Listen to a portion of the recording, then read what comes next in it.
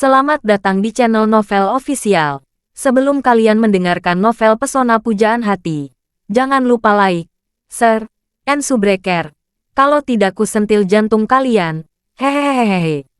Tanpa lama-lama lagi langsung saja kita masuk di alur cerita novelnya. Bab 3861. Ini pertama kalinya Vivian melihat manajer toko begitu nyaman. Dalam kesannya, manajer toko itu sangat cakap. Dan dia sering bergaul dengan orang kaya. Dia sanggup membuat para orang kaya itu mengeluarkan uang dari kantongnya dan juga membuat mereka berterima kasih. Oleh karena itu, di mata Vivian, manajer toko adalah idola dan tujuan hidupnya. Sejak Vivian memasuki toko ini, pemandangan hidupnya mengalami perubahan drastis. Jika tidak bekerja di toko mewah, Vivian tidak akan pernah tahu bahwa orang-orang kaya yang biasa dilayani dan memerintah orang biasa dan berhidung tinggi akan menyenangkan para penjual di toko mewah, dengan segala cara yang memungkinkan. Jika bukan karena bekerja di toko mewah, dia tidak akan tahu bahwa di toko ini, apakah Anda seorang bos besar, istri kaya, atau junior dengan tunjangan bulanan lebih dari 1 juta, Anda harus melihat penjualan ketika datang sebagai anggota. Mau tas terlaris? Maaf, jika tidak dapat berbicara atau meminta bantuan, jawaban untuk Anda akan selalu suam-suam kuku. Maaf, model ini sudah habis. Di pasar penjual mutlak ini, lalu bagaimana jika punya uang? Di masa lalu, penjual bangga bisa mengenal orang kaya. Tetapi sekarang dunia telah berubah. Banyak yang disebut sosialita dan wanita bangga mengenal para staf toko. Sesekali, mereka harus mengisi beberapa amplop merah, mengundang makan besar, atau memberikan beberapa hadiah mahal, demi menjaga hubungan antara mereka dan para staf toko. Hal yang paling menjijikkan adalah banyak yang disebut sosialita yang bersedia berbagi pengalaman mereka justru menyanjung dan bahkan berlutut serta menjilat staf toko di media sosial. Benar-benar ajaib hingga ekstrim. Oleh karena itu, Vivian sangat mencintai pekerjaannya. Dan karena pekerjaan ini, dia sangat puas diri. Tujuan terbesarnya adalah manajer menjadi toko suatu hari nanti. Setelah menjadi manajer toko, pada dasarnya dia dapat memegang semua barang terlaris di toko dengan tangan sendiri. Pada saat itu orang kaya di seluruh kota akan datang untuk berlutut dan menjilat dirinya sendiri. Semakin banyak hal ini terjadi, semakin dia tidak tahu apa yang membuat manajer toko begitu gelisah. Jadi, dia segera berlari keluar dari ruang ibu dan bayi di pusat dunia. Begitu dia keluar, dia melihat dua wanita cemas berdiri di depan ruang ibu dan bayi. Masing-masing wanita menggendong bayi yang menunggu untuk disusui. Kedua ibu ini sedang menunggu untuk menyusui bayinya di depan ruang kamar ibu dan bayi. Melihat ruang ini digunakan, mereka mengira ada ibu-ibu lain yang sedang menyusui bayinya. Namun ketika pintu terbuka, mereka melihat seorang pria dengan aroma parfum yang kuat di sekujur tubuhnya dan gaun yang agak mempesona. Ini membuat mereka langsung marah. Salah satu ibu membentaknya dengan marah. "Ada apa denganmu, kawan? Apa yang kamu lakukan di ruang ibu dan bayi ketika kamu tidak melakukan apa-apa?" Vivian menjentikkan jari lentiknya dengan jijik, dan berkata dengan bibir melengkung, "Kamu mau menyusui? Siapa kamu?" Sang ibu menegur dengan marah. "Lihat jelas. Ini ruang ibu dan bayi. Ini khusus disiapkan untuk ibu dan bayi. Apa hakmu menempatinya?" Vivian berkata dengan bangga dengan lubang hidungnya terangkat. "Apakah menyenangkan memiliki anak? Kalau Anda memiliki anak, semua orang harus menyerah kepada Anda. Siapa yang memberi Anda masalah bau ini? Jika Anda memiliki anak, tinggal saja di rumah. Jangan keluar dan membuat masalah kepada masyarakat. Benar-benar menyusahkan." Sang ibu sangat kesal. Melihat lencana kerja di dadanya, dia segera melangkah maju dan berkata, "Kamu dari toko mana? Saya akan pergi ke toko kamu dan mengeluh tentang kamu." Ketika Vivian mendengar ini, dia sangat ketakutan sehingga dia segera menggosok telapak kakinya dengan minyak dan melarikan diri. Bab 3862. Vivian tidak berani lari langsung ke tokonya. Dia lari keluar mal ke arah yang berlawanan, lalu membuat lingkaran besar dari luar sebelum kembali ke tokonya. Dan ibu yang menggendong anak itu tidak berdaya untuk mengejarnya.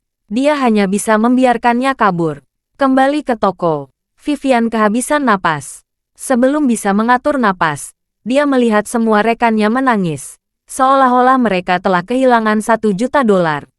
Apalagi bagi pengelola toko, lingkaran merah di bawah matanya terlihat seperti habis menangis. Jadi dia mulai maju dan bertanya, "Manajer toko, ada apa denganmu?" "Ada apa?" Manajer toko memandangnya, melangkah maju dan menendangnya dengan marah. Dia membentak dengan marah, "Dalton Wang, dasar bajingan, aku teraniaya olehmu." Ketika rekan-rekan lain melihatnya kembali, mereka langsung menjadi sangat marah. Beberapa rekan laki-laki mengotak-atik seperti orang gila meninju dan menendangnya. Beberapa orang berteriak, "Sial, Dalton Wang, kamu menjangkau seluruh toko. Aku akan memukulmu sampai babak belur. Brengsek, aku akan merontokkan semua gigi anjingmu. Pukul dia sampai hancur." Beberapa rekan wanita tidak mau kalah. Mereka ingin mencengkeram wajahnya 2 kali. Salah satu rekan wanita berteriak histeris, "Vivian, kamu menghancurkan karirku.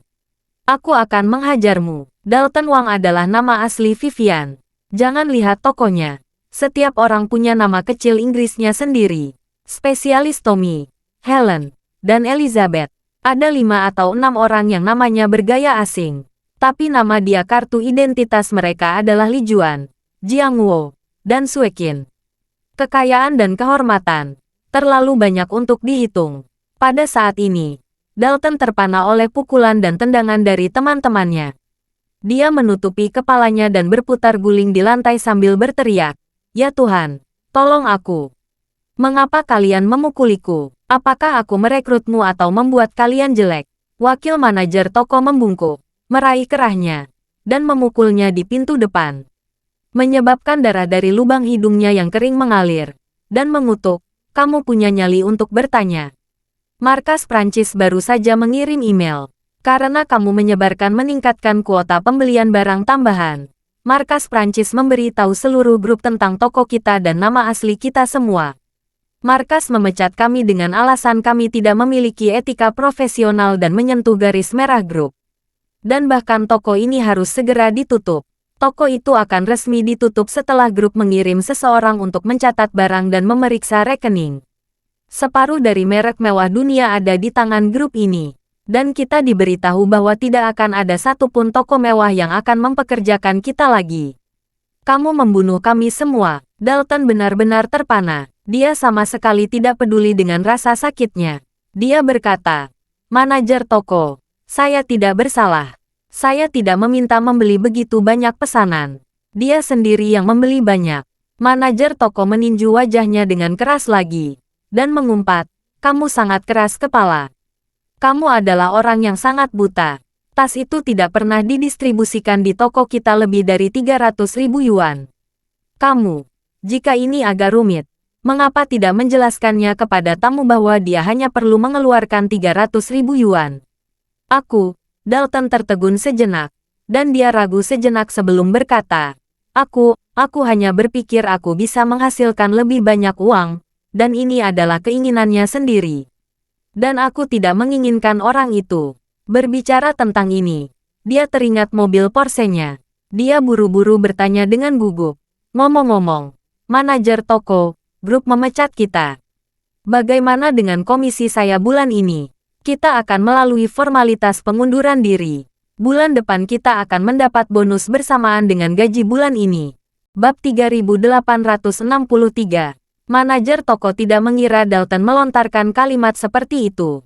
Tiba-tiba, dia sangat marah sehingga dia mengertakkan gigi dan membentaknya. "Kamu benar-benar mencari uang. Kita dipecat. Tidak ada kompensasi sepeser pun kalau dipecat." Markas mengatakan, "Kita telah menyebabkan masalah yang sangat serius, kerusakan pada merek dan kerugian tak terukur pada grup.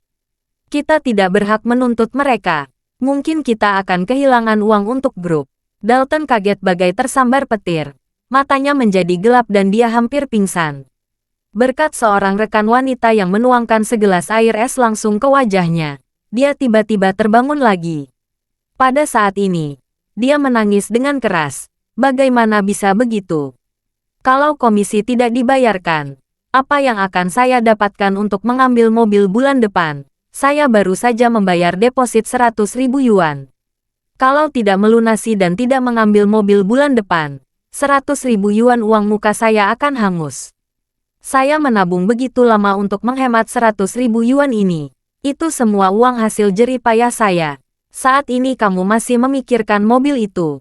Manajer toko sangat marah sehingga dia tidak lagi memiliki motivasi untuk terus memukulinya.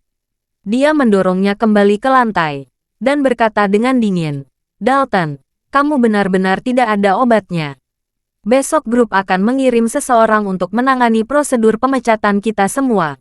Mulai sekarang, toko tidak akan buka lagi. Kamu harus kembali dan memikirkan apa yang harus dilakukan selanjutnya." Seorang rekan pria berkata dengan marah, "Manajer toko, bagaimana Anda bisa membiarkan omong kosong ini begitu mudah?"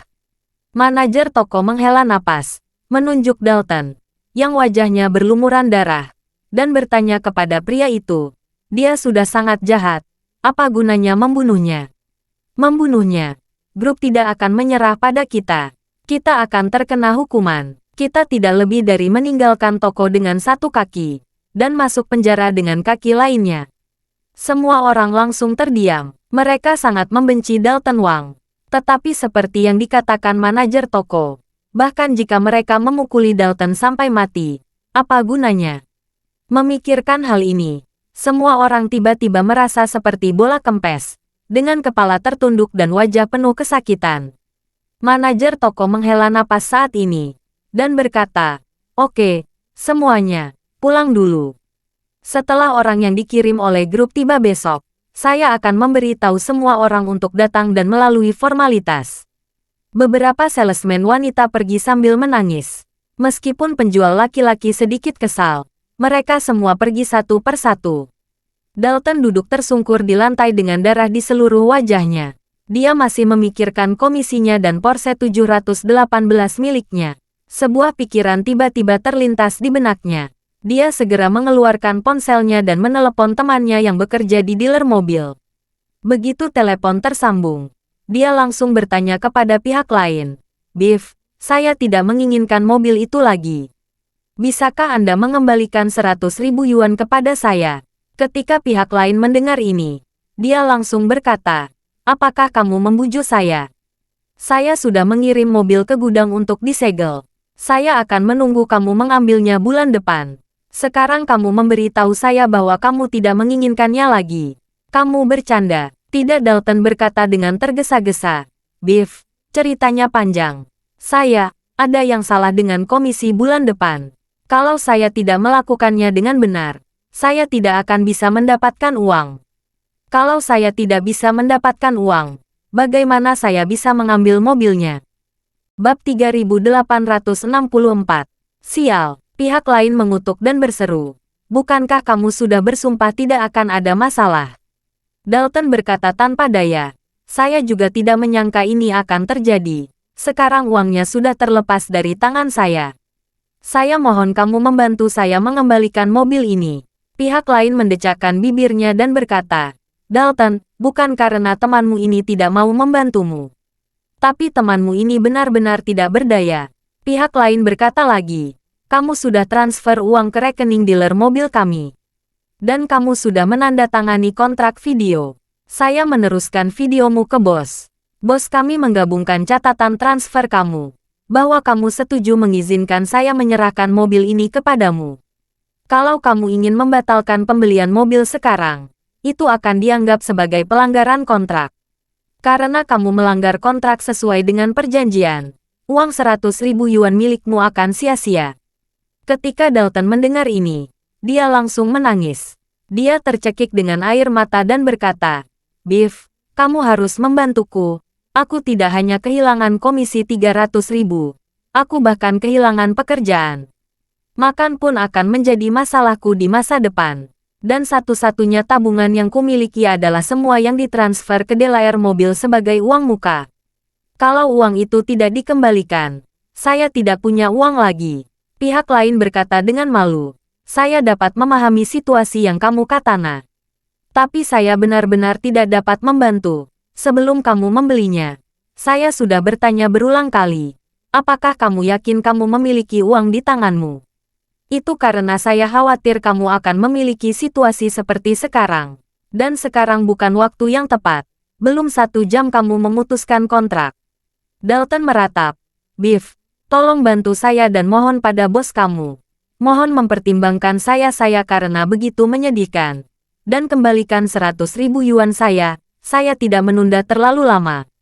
Seperti yang kamu katakan barusan, belum 1 jam. Pihak lain tersenyum dan berkata, Dalton, izinkan saya mengatakan yang sebenarnya. Bos kami sangat suka mendapatkan uang ini. Setiap kali pelanggan seperti kamu menempatkan deposit, dia ingin membakar dupa dan berdoa kepada Buddha. Dan berdoa untuk keluargamu untuk keluar melakukan sesuatu. Dan berharap dia melanggar kontrak. Sehingga dia dapat mengambil ganti rugi yang dilikuidasi secara gratis. Berbicara tentang ini, pihak lain merendahkan suaranya. Dan berkata dengan hati-hati, dia adalah master kanibal. Dan dia menipu orang-orang sepertimu yang tidak mampu membayar banyak uang dan masih ingin membengkakkan wajah mereka untuk membuat mereka gemuk.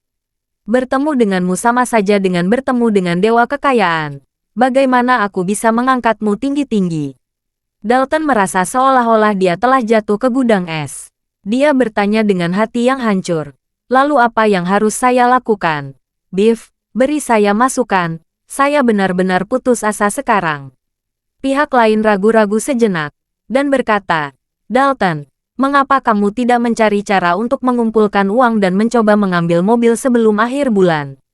Mobil 718 ini sangat populer di pasar, jadi tingkat pelestariannya masih sangat tinggi. Kamu ambil saja mobilnya, berpindah tangan dan jual. Paling banyak kamu hanya kehilangan 10.000 hingga 20.000 yuan. Benarkah? Dalton mendengar ini. Secercah harapan melintas di matanya yang putus asa. Dia bertanya, bisakah saya menjual mobil dengan kerugian hanya 10 atau 20.000? Pihak lain berkata dengan tegas, tentu saja. Ambil langkah mundur dan katakan, jika sangat sulit untuk menjual, kamu dapat menurunkan harganya sedikit. Kamu pasti akan lebih legowo kalau kehilangan 20.000 hingga 30.000 yuan. Jauh lebih baik daripada kehilangan 100.000 yuan. Dalton berkata dengan prihatin. Biayanya setidaknya 220.000 yuan untuk mengambil mobil itu. Saya tidak punya tempat untuk meminjam uang sebanyak itu. Pihak lain berkata dengan tegas. Tentu saja. Ambil langkah mundur dan katakan. Jika sangat sulit untuk menjual, kamu dapat menurunkan harganya sedikit. Kamu pasti akan lebih legowo kalau kehilangan 20.000 hingga 30.000 yuan. Jauh lebih baik daripada kehilangan 100.000 yuan. Dalton berkata dengan prihatin. Biayanya setidaknya 220.000 yuan untuk mengambil mobil itu. Saya tidak punya tempat untuk meminjam uang sebanyak itu. Pihak lain berpikir sejenak. Dan berkata, kalau kamu benar-benar tidak dapat mengumpulkan uang, saya dapat merekomendasikan seorang kakak laki-laki yang berspesialisasi dalam meminjamkan uang kepada orang lain untuk memenuhi kebutuhannya. Bunganya 5% dari pokok, rendah selama 10 hari. Kamu bisa meminjam uang darinya untuk mengatasi masalahmu. Pinjam uang untuk mengambil mobil, lalu jual mobil untuk mengembalikan hutangmu. Dalton buru-buru bertanya, Biff, apa artinya bunga rendah selama 10 hari? Pihak lain menjelaskan. Bukankah kamu ingin meminjam 220.000 yuan? Bunga harian 5%. Itu berarti sekitar 1.000 yuan lebih. Dan batas hutang minimum 10 hari. Kalau kamu menggunakan uang lebih dari 10 hari, kamu akan dikenakan bunga yang sebenarnya harus dibayarkan. Kalau waktu penggunaan uang kurang dari 10 hari, tidak peduli berapa lama, pembayaran harus dilakukan dengan perhitungan 10 hari. Dalton berkata dengan ngeri. Bunganya saja sudah lebih dari 10.000 yuan. Kalau saya menjual mobil dan membayar 20.000 hingga 30.000 yuan lagi, bukankah ini akan lebih dari 40.000 yuan? Bab 3865. Pihak lain berkata tanpa daya, itu lebih baik daripada kamu kehilangan 100.000 yuan, bukan? Kamu tidak bisa keluar sekarang. Yang paling penting adalah menghentikan kerugian tepat pada waktunya. Dalton sedikit terkejut, mengira apa yang dikatakan temannya itu benar. Yang terpenting adalah menghentikan kerugian tepat waktu.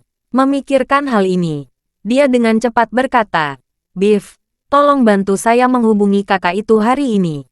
Saya ingin mengambil mobil secepatnya, lalu menjualnya secepatnya, dan mendapatkan kembali uang saya sebanyak mungkin. Biff berkata, tidak masalah. Saya akan memberi kamu alamat dan nomor telepon. Kamu bisa langsung membahasnya. Sebut saja nama saya. Mungkin bisa memberi kamu diskon 20% untuk bunganya.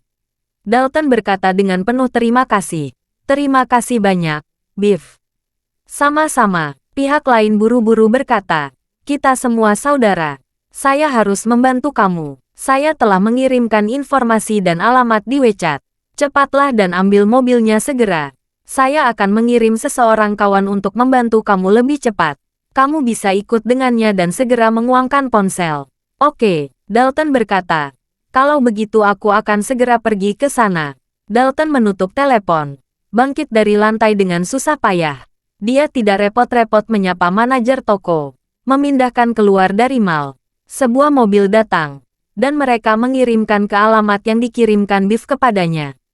Saat ini, di sebuah dealer mobil bekas, seorang pemuda bernama Biff menutup telepon. Dan menyanjung seorang pria dengan wajah gerah di depannya. Bos, anak itu ketagihan. Bagus, bos itu tertawa. Dan berkata, saya akan menyapa saudara saya. Dan segera menipunya untuk menandatangani kontrak pinjaman. Biarkan dia mengambil mobil ini. Biff juga berkata dengan wajah bangga. Saya lihat Dalton tertarik dengan 718 kita sejak lama. Dan saya sudah berpikir saat itu. Tetapi saya selalu merasa dia tidak memiliki uang. Memikirkan hal ini. Jangan sampai dia berkencan sendiri ke dalam perangkap saya. Bos mengangguk dan berkata sambil tersenyum. Ketika dia meminjam uang dari saudara saya dan mengambil mobilnya, dia akan mengetahui bahwa mobil tersebut mengalami kecelakaan besar. Mobil itu adalah 718 yang disambung menjadi satu. Bahkan jika dia menurunkan harganya menjadi 300.000, tidak ada yang mau mengakuinya. Setiap hari mobil ini ada di tangan, akan menghasilkan lebih dari 1.000 bunga tambahan. Belum lagi dia tidak akan bisa mendapatkan kembali 100.000 yuan uangnya. Kewajiban pembayaran 200.000 yuan dan hutang 300.000 sudah cukup menyeretnya ke dalam kebangkrutan. Saat itu, bunga di kedua sisi, ditambah berbagai biaya penanganan yang kita sembunyikan dalam kontrak. Bunga bulanan setidaknya 70.000 hingga 80.000. Dan itu bunga bergulir. Jika dia membutuhkan 2 atau 3 bulan, dia pasti akan terlempar sampai mati. Saat dia mengatakan itu, bos bertanya lagi, Biff, kamu harus memastikan anak ini dapat membayar kembali uangnya. Jangan berbalik dan memaksa dia mengambil tindakan ceroboh. Kalau begitu, yang bisa saya lakukan hanyalah mendapatkan kembali mobilnya dan mendapatkan uang muka 100.000 yuan miliknya. Ini tidak akan berarti banyak. Biff segera menjawab, Bos, orang tua anak ini memiliki rumah seluas 100 meter persegi di daerah perkotaan, yang bernilai 2 juta yuan. Kalau dia diizinkan membawa pinjaman, dia pasti akan meminta orang tuanya membayarnya. Mereka bisa menjual rumah itu untuk menyelamatkan dia. Bagus, bos tersenyum gembira, menyalakan rokok, dan berkata sambil tersenyum, selama ada aset dalam keluarga yang bisa dijual. Setelah selesai berbicara, dia melemparkan sebatang rokok ke Biff, dan berkata sambil tersenyum, ketika dia dimakan, tidak peduli berapa banyak uang yang kamu dapatkan pada akhirnya, kamu akan mendapat komisi 10%. Bab 3866. Jebakan hutang adalah hal biasa di semua lapisan masyarakat, tapi yang paling umum adalah jebakan di antara kenalan. Selain itu, seringkali calon pelanggan adalah yang paling berani membunuh. Pasar mobil bekas sangat dalam, dan semakin percaya pada teman, akan semakin mudah ditipu. Porsche 718 yang diminati Dalton sebelumnya disewakan di Yazoo. Mobil itu sebelumnya diperbarui di Sudbury. Setelah korosi, dibeli oleh perusahaan persewaan mobil di Yazoo dengan harga murah dan disewakan dengan harga lebih dari 1.000 per hari. Lebih dari 1 tahun untuk balik modal. 6 bulan lalu, mobil ini disewakan kepada 2 pemuda yang baru saja mendapatkan SIM di Yazoo. Kedua pemuda itu mengalami kecelakaan serius saat mengemudi di bawah pengaruh alkohol. Satu meninggal di tempat, yang lain terluka parah, dan kendaraan itu hampir hancur. Setelah itu, pemilik dealer mobil di Aurus Hill mengambil alih mobil ini dengan harga yang sangat murah. Lalu mereka menemukan bagian tubuh depan di Chentian, Provinsi Guangdong, dan menyatukannya. Namun karena kondisi mobil ini sangat memprihatinkan, siapapun yang berilmu sedikit bisa melihat sekilas triknya, sehingga mobil ini belum bisa terjual. Tanpa diduga, Dalton melangkah ke dalam lubang besar ini. Dalam keadaan yang sama, dia berlari untuk menandatangani perjanjian pinjaman jangka pendek yang penuh dengan penipuan. Lalu dia mengambil uang yang baru saja dia pinjam, dan memaksakan ke dealer untuk mengambil mobilnya. Temannya Biff menyiapkan upacara penjemputan mobil Akbar untuknya. Mobil sport yang mengalami kecelakaan ini dibersihkan dengan sangat rapi olehnya. Bahkan diikat dengan bunga merah besar, membuatnya terlihat luar biasa tampan. Saat ini, Dalton sedang tidak mood untuk mengapresiasi mobil sport yang sudah lama dia coba. Dia berpikir dia hanya akan kehilangan 30.000 hingga 40.000 yuan jika mobil berpindah tangan, dan hatinya sakit. Pada saat ini, teman Biff membawanya ke kantor, menyerahkan kontrak yang tebal, dan mendesaknya dengan suara rendah, "Dalton, cepat tanda tangani kontrak. Saya punya berkonsultasi dari tempat lain yang mencari 718. Jika kamu membawa mobilnya pergi, saya akan mengatur agar dia melihat mobil itu bersama kamu. Kalau kamu menambahkan 10.000 ke harga, saya kira dia pasti akan bertanya. Dengan cara ini, kamu bisa mendapatkan kembali uangmu." Setelah mendengar ini, Dalton bertanya dengan sangat terkejut, "Benarkah, Biff? Apakah aku masih bisa murah?" Biff menambahkan mata padanya, dan berkata dengan suara rendah, "Pelankan suaramu. Jangan sampai bos mendengarnya, atau dia akan memarahiku." Dalton buru-buru berkata, "Oke, Biff. Terima kasih banyak untuk ini.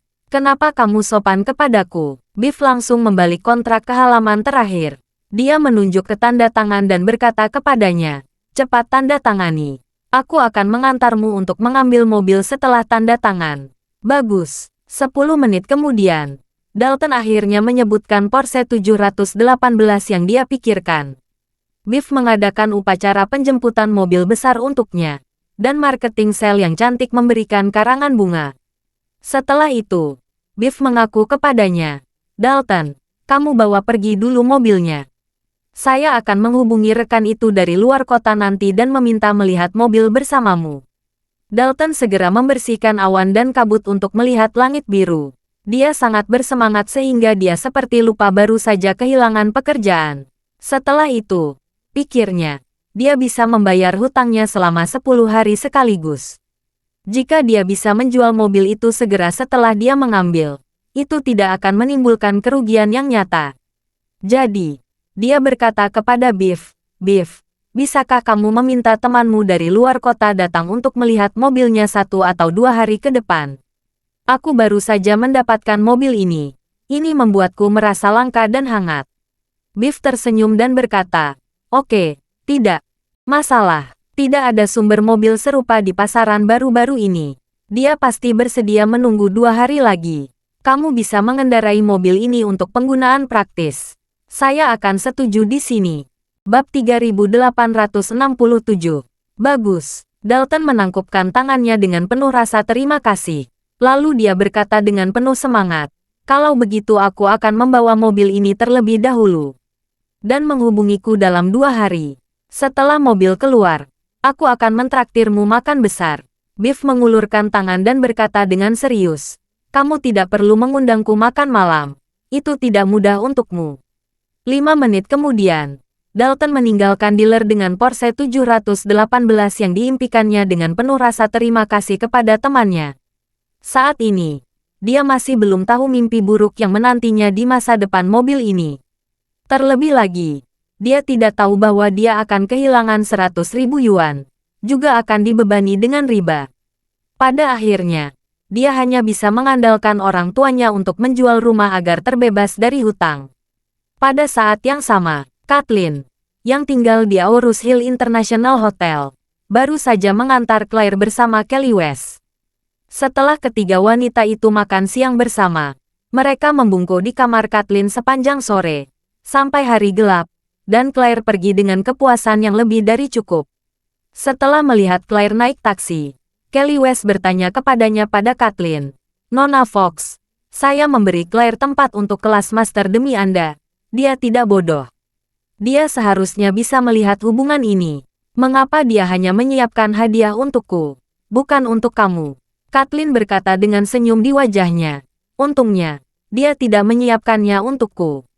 Kalau dia benar-benar menyiapkan hadiah untukku, maka semua kerja kerasku akan sia-sia." Kelly West sangat bingung. Dia ragu bertanya, "Nona Fox, apa maksudmu dengan itu? Aku tidak begitu mengerti." Kathleen menjelaskan dengan serius. "Saya tidak dapat menjelaskan hal semacam ini dalam beberapa kata. Masyarakat China penuh dengan kasih sayang. Kecuali untuk anggota keluarga dekat, hubungan sosial lainnya hampir didorong oleh kasih sayang antar manusia. Seperti kata pepatah, orang menghormati saya satu kaki. Saya menghormati seseorang. Ini sangat berbeda dengan komunikasi antar pribadi di Eropa dan Amerika Serikat." Berbicara tentang ini, dia berhenti sejenak dan berkata, "Untuk pengingat, cara terbaik untuk bergaul dengan orang-orang China adalah membuatnya mengundang budi Anda." Kelly West mengangguk setengah mengerti. Dia semakin terkesan oleh Kathleen yang jauh lebih muda dari dirinya. Segera, Kathleen kembali ke kamarnya dan menelpon kakeknya Jordan. Begitu telepon terhubung, dia bertanya dengan rasa prihatin, "Kakek, apakah kamu sudah terbiasa dengan semua yang ada di Shangri-La?" Jordan menghela napas dan berkata, "Harus terbiasakan. Rasanya seperti masuk penjara." Kathleen bertanya dengan bingung, "Mengapa kakek mengatakan itu?" Jordan mengeluh. "Staf mengatakan bahwa hingga akhir pelanggan, tidak ada yang diizinkan meninggalkan hotel, dan bahkan tidak ada yang meninggalkan kamar tanpa izin. Jika ingin meninggalkan kamar, harus terlebih dahulu melapor dan memberitahu mereka alasan meninggalkan kamar. Bisa keluar kamar setelah mendapatkan persetujuan mereka. Meninggalkan kamar tanpa persetujuan akan dianggap sebagai pelanggaran serius. 1 peringatan. 2 pencabutan kualifikasi untuk berpartisipasi dalam peperangan." Kathleen bertanya kepadanya. "Manajemennya sangat ketat." "Ya," Jordan berkata dengan marah.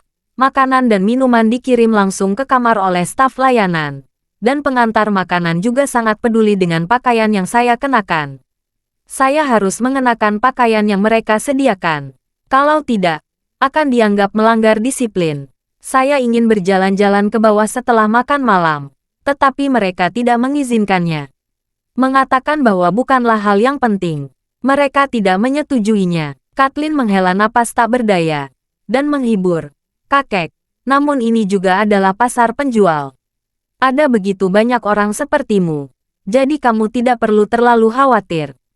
Jordan menghela napas dan berkata dengan marah, "Kamu tidak tahu seberapa gelap tempat ini. Mereka tidak mengizinkan saya berjalan-jalan. Mereka bilang bisa mengirimkan treadmill ke kamar, tetapi layanan pengiriman treadmill, aku harus membayar 680.000. Bab 3868. Kathleen tidak bisa menahan tawa ketika mendengarnya. Dia benar-benar tidak menyangka bahwa metode menghasilkan uang Charlie menghabiskan banyak waktu. Treadmill biasa. Meskipun itu adalah merek terbaik, harganya hanya beberapa ribu dolar, dan maksimalnya hanya $10.000. Tetapi hanya perlu menggunakannya selama beberapa hari. Mereka menagih hampir $100.000. Bisa dikatakan mahalnya meroket. Jordan tidak dapat menahan desahan saat ini. Shangri-La ini adalah rumah jagal untuk orang kaya. Ada begitu banyak nama untuk mengumpulkan uang yang bahkan tidak dapat kamu bayangkan. Kathleen dengan cepat menghiburnya. "Uang kakek tidak ada artinya sama sekali. Kamu tidak perlu berlebihan. Kalau kamu peduli dengan apa yang datang, kamu harus merasa nyaman." "Ya," Jordan dengan kesal berkata, "saya juga memahami prinsip bahwa apa yang datang adalah apa yang berkencan. Hanya saja saya tidak berharap mereka memiliki batas yang lebih rendah." Itu benar-benar menumbangkan 3 tampilan. Jordan bertanya lagi, "Kathleen, berdasarkan pengalaman saya yang sebenarnya di sini, saya merasa bahwa bos di belakang layar adalah penacat yang hanya peduli pada uang. Apakah pendekatanmu pada orang seperti ini akan efektif?" Kathleen berpikir sejenak, dan berkata, "Kakek, menurut pengamatan saya, Tuan Wade di belakang layar ini sepertinya bukan orang yang peduli dengan uang. Kalau tidak, dia tidak akan bisa menyembunyikan identitasnya sepanjang waktu. Saya rasa dia hanya ingin mengambil kesempatan ini untuk mengetuk trik-trik orang kaya." Dia melanjutkan, "Kamu juga mengatakan bahwa kakek Leonard pernah mendapatkan pil peremajaan darinya secara kebetulan. Dan dia tidak pernah meminta sepeser pun kepada kakek Leonard. Menurut tren saat ini, pil peremajaan sedang dilelang. Harganya bisa saja melebihi 10 miliar dolar AS. Dan orang yang dengan santai menerima 10 miliar dolar AS tidak terlihat seperti bayaran tentara." Segera, Kathleen melanjutkan, "Dia sekarang mencoba yang terbaik untuk meminta uang dari Anda. Paling banyak sekitar 10 juta yuan per orang. 200 orang totalnya hanya 2 miliar yuan. Ini bahkan tidak menyembunyikan puluh dari nilai sebenarnya pil peremajaan. Jadi saya kira dia sengaja mencoba persahabatan dan membunuh gengsimu." Jordan ragu-ragu sejenak, dan berkata dengan persetujuan, "Analisis kamu masuk akal. Lagi pula, pil peremajaan tidak bernilai harganya. Saya telah menerima banyak bantuan dari kakek Leonard. Jika saya memiliki pil peremajaan, saya tidak akan bersedia memberikan sesuatu yang bernilai puluhan miliar dolar kepada kakek Leonard." Kathleen sedikit tersenyum, dan berkata dengan lega, "Jadi kakek, jangan terlalu banyak emosi negatif. Kamu harus berusaha serendah mungkin di Shangri-La. Jangan berselisih dengan staf mereka. Bagi saya, semuanya tampak berjalan lancar, dan hasilnya patut dinantikan." "Oke," Jordan merasa jauh lebih lega, dan berkata sambil tersenyum, "Kathleen, sepertinya kamu telah membuat kemajuan besar selama periode waktu ini, kepribadianmu sebelumnya tidak setenang sekarang." Kathleen tersenyum, dan berkata dengan serius, "Kakek, ketika saya pertama kali datang ke China, saya masih memiliki rasa superioritas yang kuat di hati saya. Saya selalu merasa bahwa semuanya dapat direncanakan. Tetapi ketika saya sudah tiba di Aurus Hill ini, saya menyadari apa artinya menjadi orang luar. Ada langit di atas langit, yang kuat sebenarnya sering bersembunyi, dan biasanya tidak tampil sama sekali. Jadi tetaplah low profile dan selalu rendah hati." Berbicara tentang ini, dia tidak dapat menahan desahan. Sayang sekali saya terlambat memahami kebenaran ini. Kalau saya bisa memahaminya lebih awal, mungkin Tuan Larson tidak akan menghilang. Memikirkan Julian yang hilang, Jordan tidak dapat menahan desahan pelan, lalu berkata, "Saya telah memberi keluarga Tuan Larson 100 juta dolar AS untuk pesangon. Jika saya tidak dapat menemukan keberadaannya, saya akan memberikan keluarganya lebih banyak uang. Agar mereka tidak khawatir dalam hidup ini." Kathleen berkata, "Saat ini adalah satu-satunya cara untuk pergi." Lagi pula, dia melihat waktu dan berkata, "Kakek, sebaiknya istirahat dulu di hotel. Saya akan terus berusaha di luar 2 hari ini. Ketika pelanggan selesai, apapun hasilnya, saya akan menemukan cara untuk mengatur agar Anda ikut dengan saya dan berkonsultasi dengan Tuan Wade itu." "Baiklah," Jordan berkata, "hubungi saya kalau kamu memiliki sesuatu yang penting. Tapi saya kira saya tidak akan diizinkan membawa ponsel pada hari pelanggan. Kalau ada yang salah, tunggu saja sampai pelanggan selesai." Baiklah. Bab 3869. Pada saat yang sama, Isaac membuat laporan rincian kepada Charlie.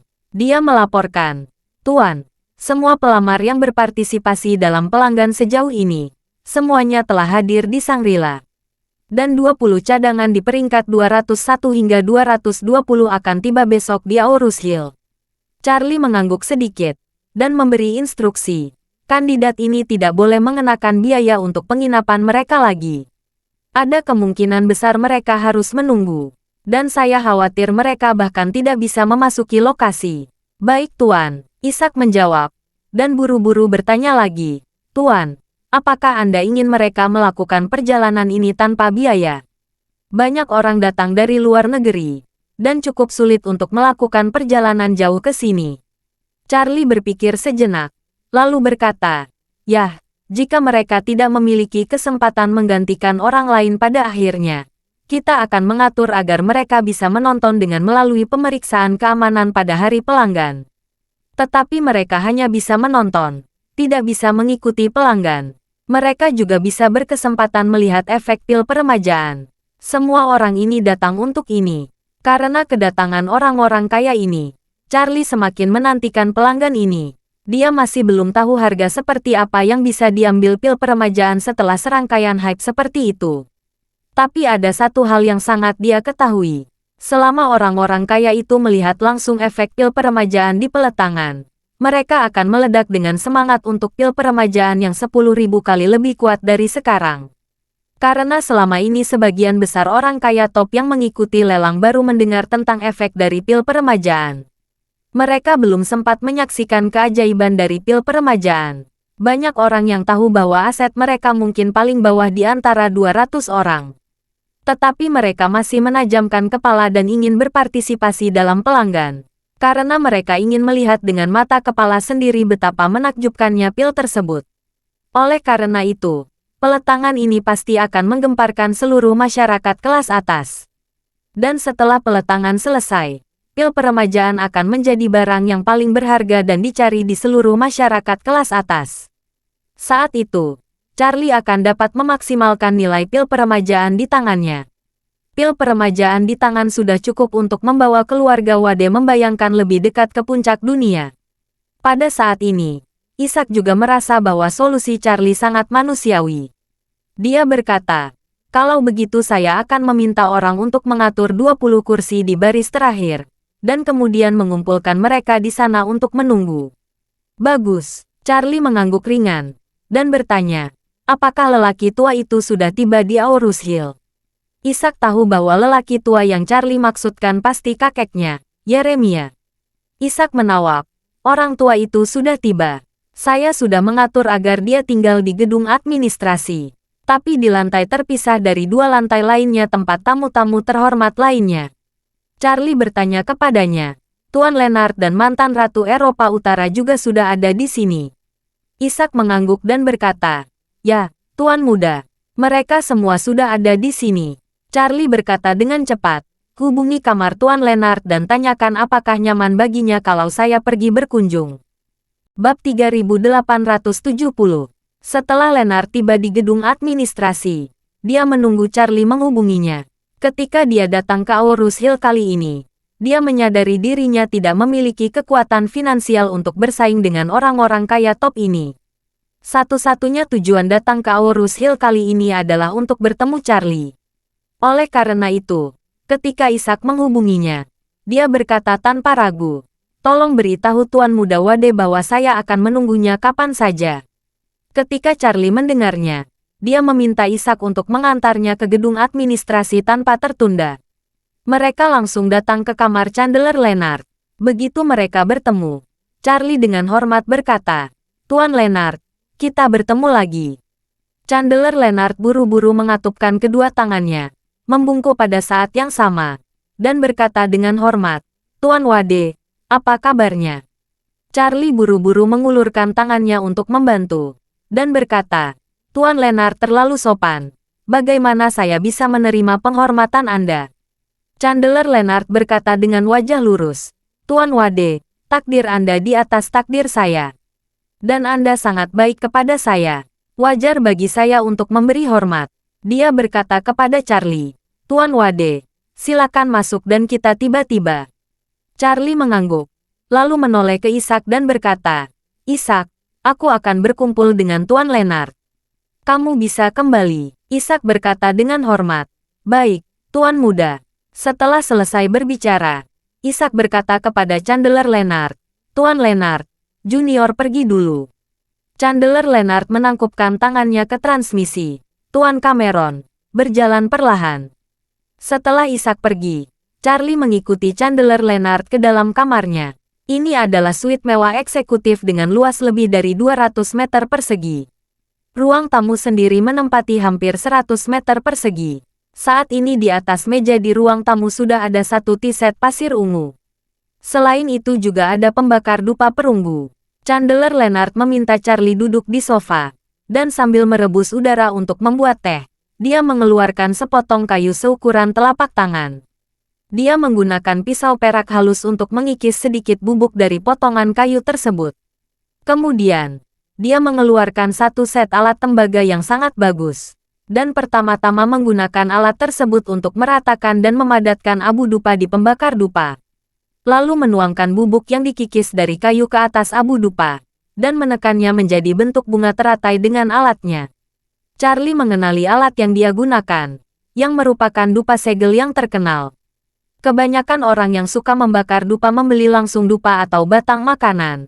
Namun masih ada beberapa orang yang rumit yang lebih suka menekan dupa sendiri.